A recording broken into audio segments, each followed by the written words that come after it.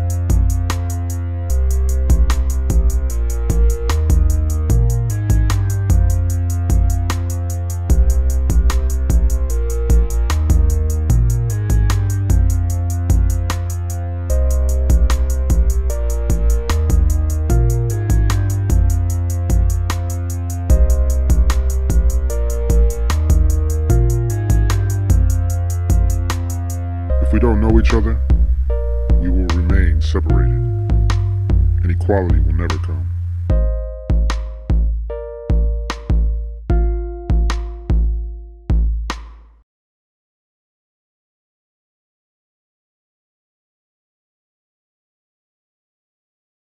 The reason why I think like black people and white people don't get along because they don't understand each other very well, and the reason why Somali and black people, they don't really understand, but in order to create unity there needs to be understanding, and if there's understanding then people can obviously, get along. Because I've learned to accept someone not because of what someone else told me, but because of my own judgment. I kind of feel like other Latinos don't like Mexicans because it's mostly like everyone who's not like Latino kind of confuses like all the Latinos and just calls them Mexican just because there's like kind of more Mexicans here. Cesar Chavez said that like to be proud of one's culture doesn't mean you have to put down another. Immigrants come to this country to find better work and schooling because in most Latino countries your school's only free up to 6th grade and then you got to pay for the rest. And like parents can't afford that because a lot of them are farmers or a lot of them do this. So they cross the border to find work and then they get hit with all this disrespect when they're just trying to make their life better in the land of the free. Also what makes me like really mad is that people are always saying that just because you're Mexican you have to be illegal.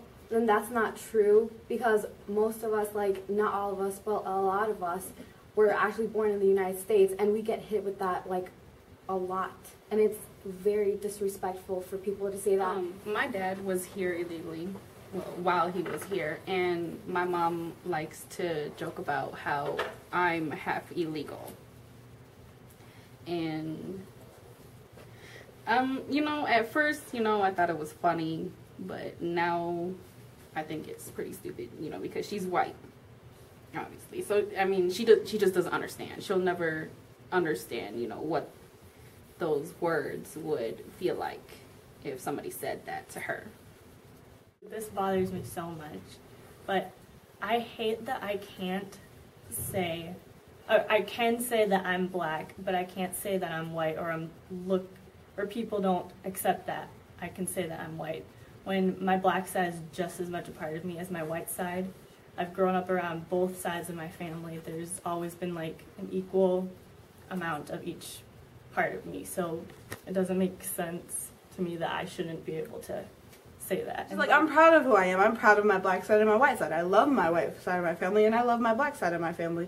It's just as simple as that. And so to say that you want, like, you're acting black, kind of like, it diminishes the fact that you're white. Like, it just totally puts your white side on like a less important scale when I'm 50-50. My personality or the way I act or the way anyone acts is not based on their race. It's based on what they think in their head and how they react in life or how they were brought up. It's not about the color of your skin. Like on a daily basis, I'm getting told, oh, you're so white, oh, you don't act black, you're not black, by my friends or like just random people, when why do I have to be white just because I'm proper? You shouldn't be condemned for trying to educate yourself. Yeah, like just because I don't talk quote unquote ghetto doesn't mean I'm not black. Like I'm clearly black, I'm black and white, I'm not white.